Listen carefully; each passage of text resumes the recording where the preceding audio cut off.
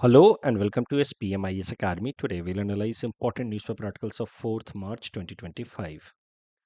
Please note you can download the PDF version of today's newspaper analysis by clicking the link given in the comment section. This is the list of the topics that we'll be covering from today's newspaper. The first article is about Cities Coalition for Circularity, C3 Initiative. This topic is important from our syllabus GS paper 2 international relations point of view. GS paper 3 environment में भी इसका इस्तेमाल हो सकता है। थोड़ा background देखते हैं then will come to the current context. तो 2009 में एक फोरम बनाया गया था जिसका नाम था regional 3R and circular economy forum in Asia and the Pacific. तो इस फोरम का पर्पस नाम से ही आपको समझ आ रहा है, इसका मकसद था सस्टेनेबल वेस्ट मैनेजमेंट। यहाँ पे जो 3R है ना, this stands for reduce, reuse and recycle. तो वेस्ट मैनेजमेंट को एफिशिएंट तरीके से किया जाए ताकि रिसोर्सेज का हम बेस्ट यूटिलाइजेशन कर पाए। वेस्ट जो भी हम डंप कर रहे हैं उसको भी जितना हो सके उतना रिसाइकल करें ताकि वेस्ट कम से कम डिस्चार्ज हो और रिसोर्स एफिशिएंसी मैक्सिमाइज हो। इस तरह के अप्रोच को कहा जाता है सर्कुलर इकोनॉमी अप्रोच। देखिए, सर्कुलर इकोनॉमी का क्या मतलब होता है कि हमने रॉ मटेरियल डाल करके कुछ प्रोड्यूस करके उस एंटिटी को हमने यूज किया। अब यूज करने के बाद rather than dumping it and letting it go waste, उसको वापस से जितना हो सके उतना रिसाइकल करें। अगर हम कुछ भी वेस्ट ना जाने दें तो उस केस में it will be known as purely a circular economy. A pure circular economy is not possible, technically not possible, but any economy should try to reach as circular as possible in order to minimize wastage and maximize resource efficiency. Circular economy का बिल्कुल opposite हो सकता है linear economy, जहाँ पे जितना भी हम रॉ मटेरियल की मदद से एंटिटीज बना रहे हैं, गुड्स या बना रहे हैं, उनको यूज करने के बाद पूरी तरह से डंप कर दे रहे हैं। तो इस केस में लीनियर इकोनॉमी के केस में मैक्सिमम वेस्ट जनरेट होगा, which would be the most inefficient way to use resources around.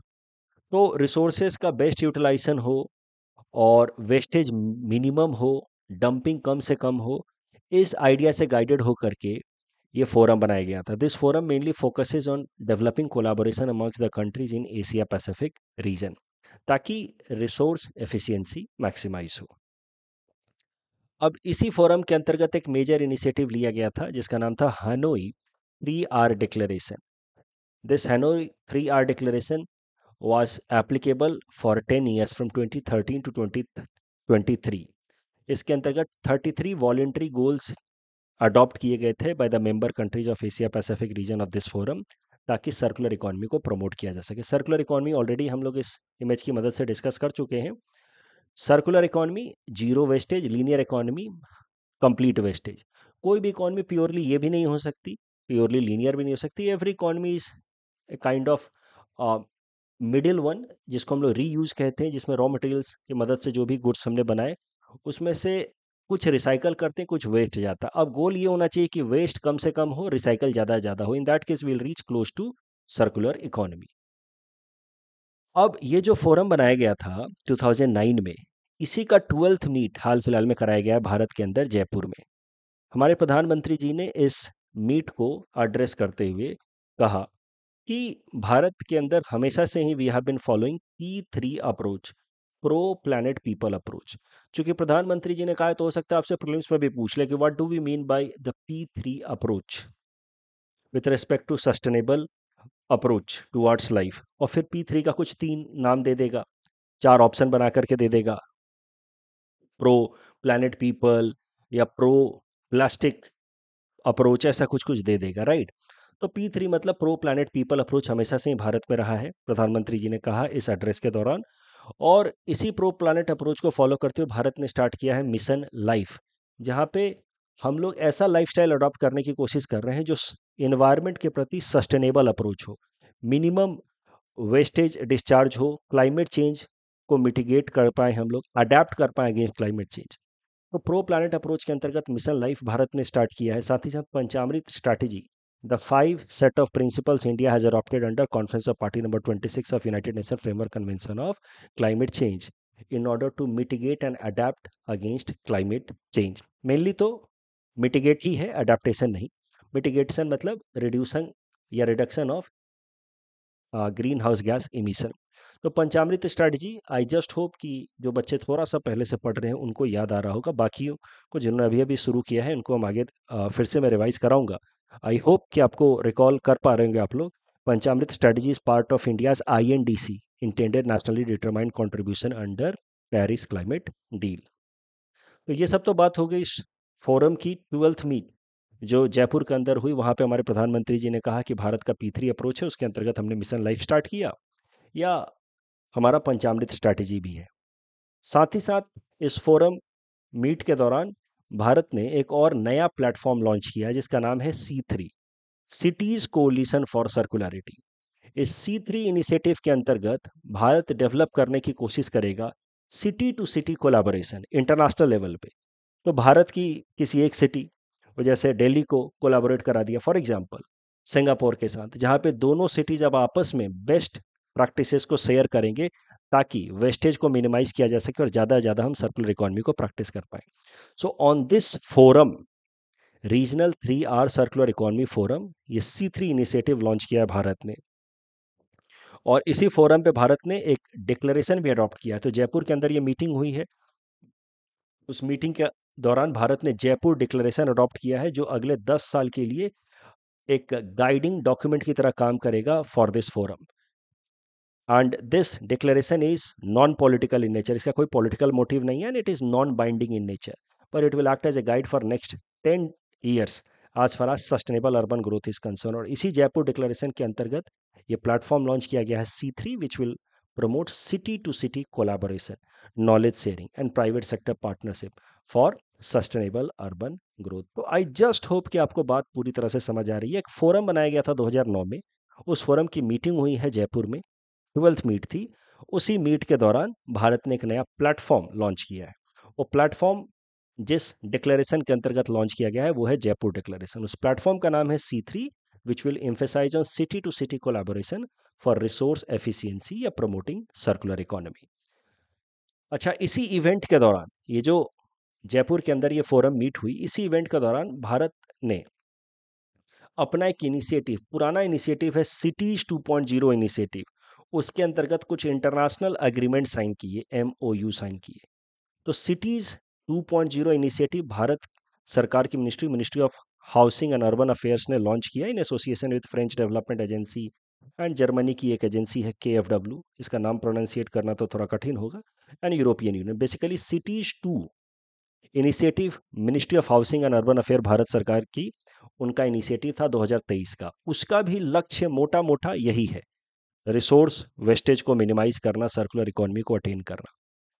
तो आप कह सकते हैं कि इस फोरम पे जब मुलाकात हुई इंटरनेशनल लीडर्स की, तो एक इनिशिएटिव हुआ C3, नया प्लेटफॉर्म लॉन्च हुआ, और इसी दौरान फिर जो भारत सरकार का एक पुराना इनिशिएटिव था सिटीज 2.0, उसके अंतर्गत कुछ और इंटरनेशनल एग्रीमेंट साइन हुए। 18 सिटीज अक्रॉस 14 कंट्रीज साइन हुए 1800 crore agreement in order to promote city to city collaboration. तो पॉइंट इज सिंपल, ये फोरम के अंतर्गत एक C3 प्लेटफॉर्म लाया गया अंडर जयपुर डिक्लेरेशन, प्लस एक पुराना भारत सरकार का खुद का इनिशिएटिव है, उस इनिशिएटिव का भी लक्ष्य मोटा मोटा इसी फोरम से मिलता जुलता है। उस इनिशिएटिव के अंतर्गत इसी फोरम के दौरान कुछ इंटरनेशनल एग्रीमेंट्स, कुछ 18 सिटीज के साथ एग्रीमेंट साइन किए हैं भारत सरकार ने in order to promote sustainable urban growth. कुछ भी आपसे पूछा जा सकता है ना प्रीलिम्स में, ये क्या है सिटीज 2.0, तो ये ministry of housing and urban affairs का इनिशिएटिव है in association with French development authority, ये German authority and European union. 4 साल के लिए एग्रीमेंट रहेगा जिसमें कोलैबोरेशन प्रमोट किया जाएगा सिटीज़ के बीच में ताकि सस्टेनेबल ग्रोथ हो पाए, रिसोर्स वेस्टेज को मिनिमाइज किया जा सके। तो सिटीज 2.0 का सीधा सीधा लेना देना इस फोरम से नहीं है, बट इस फोरम मीटिंग के दौरान ही फिर ऑन द साइडलाइंस आप कह सकते हैं कि इसी के दौरान भारत ने सिटीज 2.0 के अंतर्गत भी कुछ इंटरनेशनल एग्रीमेंट साइन कर लिए। इस टॉपिक डिस्कशन के बेसिस पे प्रीलिम्स प्रैक्टिस क्वेश्चन है, please attempt this question and submit the answer in the comment section. The next article is about national board of wild life meeting. This topic is important for our syllabus GS paper 3 environment point of view. नेशनल board of wild life के बारे में पहले समझते हैं। ये top most body है, apex body है for wild life conservation and protection of endangered species. It works under Ministry of Environment, Forest and Climate Change, and it has been created under Wildlife Protection Act of 1972. That means it's a statutory body.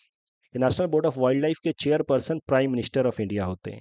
He is an ex officio chairperson. मतलब whosoever will be Prime Minister of India will automatically become chairperson of National Board of Wildlife. Vice chairperson होते हैं minister of environment forest and climate change.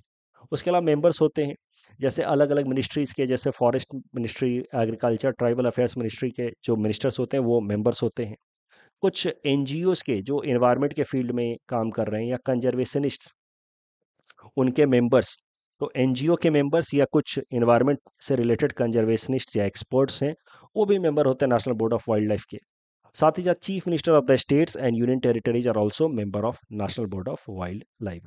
National board of wild life आप कह सकते हैं कि top most body है, तो environment protection से रिलेटेड जितने भी फैसले हैं सब यही लेती है, चाहे वो नेशनल पार्क का क्रिएशन हो या फिर formulation of any national policy for protection of wild life, suggesting strategies to reduce conflict between human and wild life, या कोई अगर इंफ्रास्ट्रक्चर प्रोजेक्ट है जो किसी प्रोटेक्टेड एरिया पे, किसी फॉरेस्ट एरिया में वाइल्ड लाइफ को निगेटिवली इम्पैक्ट कर सकता है, तो उस इंफ्रास्ट्रक्चर प्रोजेक्ट को अप्रूवल देना है या नहीं देना है, अल्टीमेटली फैसला लेती है national board of wild life.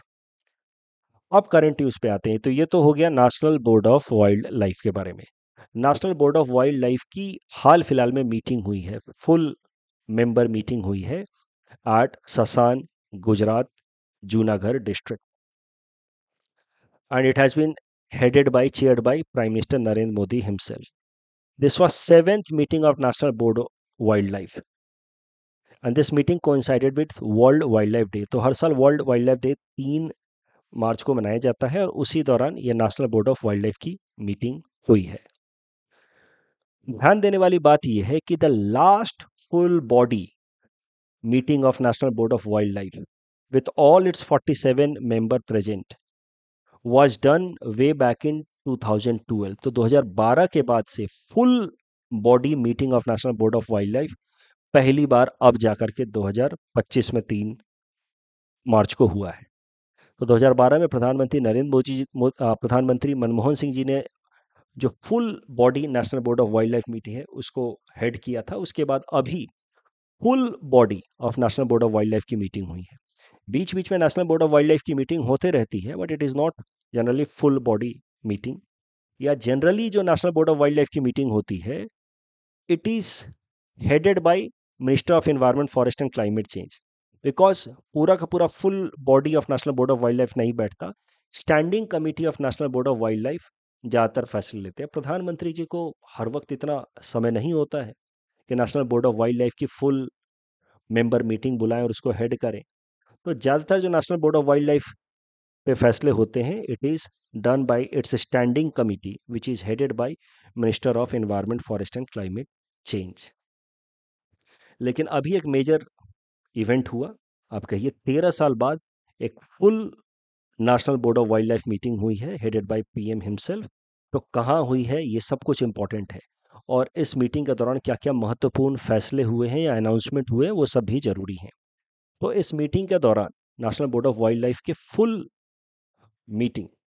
Body meeting के दौरान पहली इंपॉर्टेंट चीज हुई है कि रिवराइन डॉल्फिन का एस्टिमेशन रिपोर्ट रिलीज किया गया है।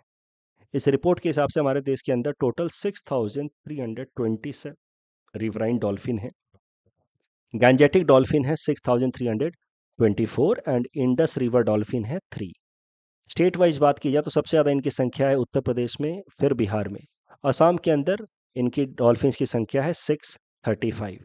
अगर ब्रह्मपुत्रा मेन स्ट्रीम में बात की जाए तो डॉल्फिन्स की संख्या है 584। ब्रह्मपुत्रा ट्रिब्यूटरीज को अगर लिया जाए एक्सक्लूडिंग ब्रह्मपुत्रा तो उनकी संख्या है 51। यानी कि ओवरऑल अगर असम के अंदर मिला लिया जाए, ब्रह्मपुत्रा एंड ब्रह्मपुत्रा ट्रिब्यूटरीज को मिला लिया जाए, तो टोटल असम के अंदर डॉल्फिन्स की संख्या है 635। उसके अलावा एशियाटिक लायन कंजर्वेशन को स्ट्रेंथन करने के लिए 16th Asiatic lion estimation has been launched which will be conducted this year only 2025। Asiatic lions की अब गिनती की जाएगी। रिवराइन डॉल्फिन की तो एस्टिमेशन होगी, अब एशियाटिक लाइन की गिनती की जाएगी। चीता इसको लाया गया था नामीबिया से, साउथ अफ्रीका से। तो नामीबिया जो और साउथ अफ्रीका से जो चीता लाया गया था under ministry of environment forest and climate change के चीता री इंट्रोडक्शन प्रोग्राम, वो चीताज को रिलीज किया गया था मध्य प्रदेश के यहाँ Kuno Palpur wild life century national park यहाँ पे। अब चीताज का जो इंट्रोडक्शन है वो उसको एक्सपैंड किया जा रहा है। तो now cheetahs areas will be further expanded to 2 more region, एक Gandhi Sagar wild life sanctuary in Madhya Pradesh itself, अभी तक Kuno Palpur national park and wild life sanctuary में है। अब उसके अलावा cheetahs will be introduced in Gandhi Sagar wild life sanctuary of Madhya Pradesh and Banni grassland region of Gujarat. उसके अलावा वाइल्ड लाइफ प्रोटेक्शन के लिए कुछ नए मेजर्स भी लिए जा रहे हैं, जैसे कि national referral centre for wild life, this will be created at Junagadh which will aim at improving wildlife disease management. Every initiative is going to be important from upcoming exam perspective. Center of Excellence at Sakon, Coimbatore, which will focus at using AI driven surveillance system in order to reduce human wildlife conflict. उसके अलावा remote sensing and AI technologies का इस्तेमाल किया जाएगा ताकि forest fire और human animal conflict को reduce किया जा सके। इसके लिए फॉरेस्ट सर्वे ऑफ इंडिया एक ऑर्गेनाइजेशन है बाइसैग एन, उसके साथ कोलैबोरेट करेगी ताकि रिमोट सेंसिंग टेक्नोलॉजी का इस्तेमाल किया जा सके टू प्रिवेंट फॉरेस्ट फायर। ये बाइसैग एन का पूरा नाम है Bhaskar Acharya national institute of space application and geo informatics. It is an autonomous body under ministry of electronics and information technology which works for the field of space technology. तो BISAG N and forest survey of India will collaborate for using AI system and remote sensing technology in order to prevent human animal conflict and forest fires. उसके अलावा strengthening the conservation of endangered species, तो घड़ियाल conservation project launch किया जाएगा घड़ियाल की संख्या को बढ़ाने के लिए। National great Indian bustard conservation action plan लाया जाएगा। ग्रेट इंडियन बस्टर्ड जो है क्रिटिकली इंडेंजर्ड बर्ड है, इसकी संख्या लगातार कम होते जा रही है, तो उसके कंजर्वेशन के लिए एक अलग से एक्शन प्लान लाया जाएगा। And conservation scheme for tigers outside tiger reserves, ये भी लाया जाएगा। This initiative also has been announced under the recently conducted full member meeting of national board of wild life. इस टॉपिक डिस्कशन के basis पे prelims practice question है, please attempt this question and submit the answer in the comment section. The next article is about world wildlife day. तो पिछले discussion में ही हमने चर्चा की कि वर्ल्ड वाइल्ड लाइफ डे के अवसर पे ही ये फुल मेंबर बॉडी मीटिंग कराई गई है national board of wild life की। तो वर्ल्ड वाइल्ड लाइफ डे के बारे में थोड़ा समझते हैं, इसकी हिस्ट्री को देखते हैं। This topic is again going to be important from our syllabus GS paper 3 environment point of view. तो साल 2013 में 68th United Nation General Assembly की मीटिंग हुई थी इन बैंकॉक थाईलैंड। देखिए यूनाइटेड नेशन जनरल असेंबली की पहली मीटिंग हुई थी 1945 में, इन अक्टूबर 1945।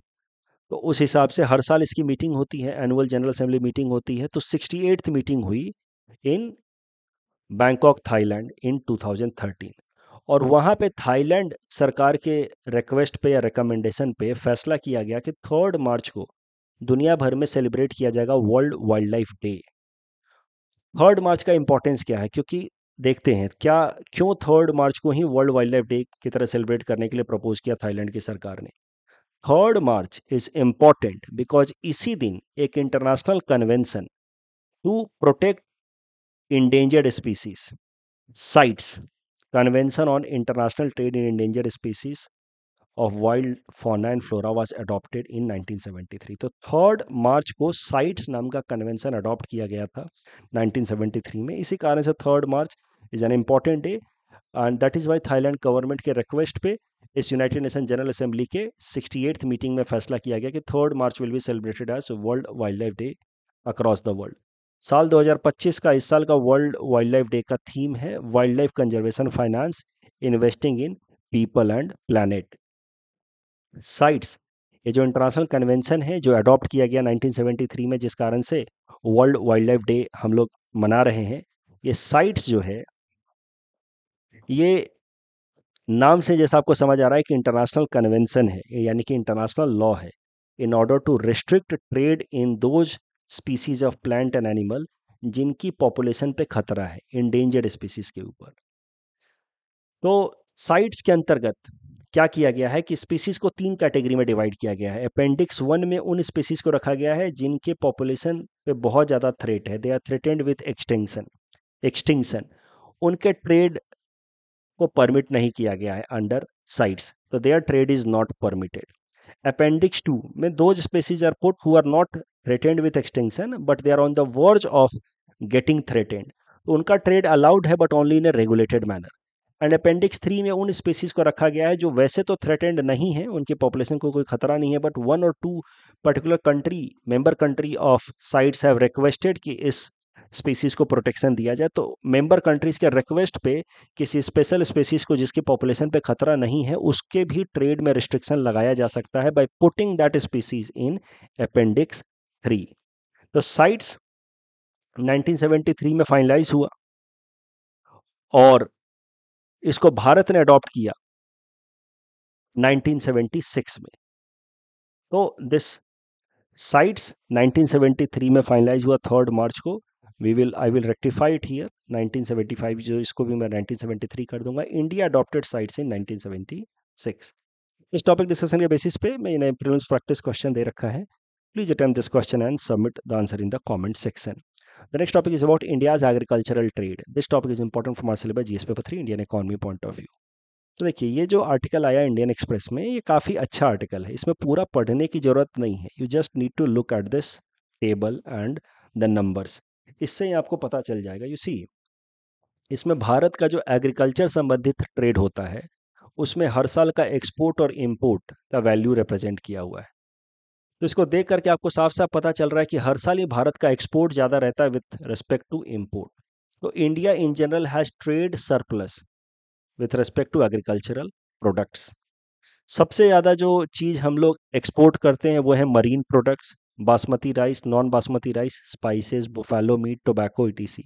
और जो सबसे ज़्यादा चीज़ें हम लोग इंपोर्ट करते हैं वो है vegetable oil, pulses and fresh fruits.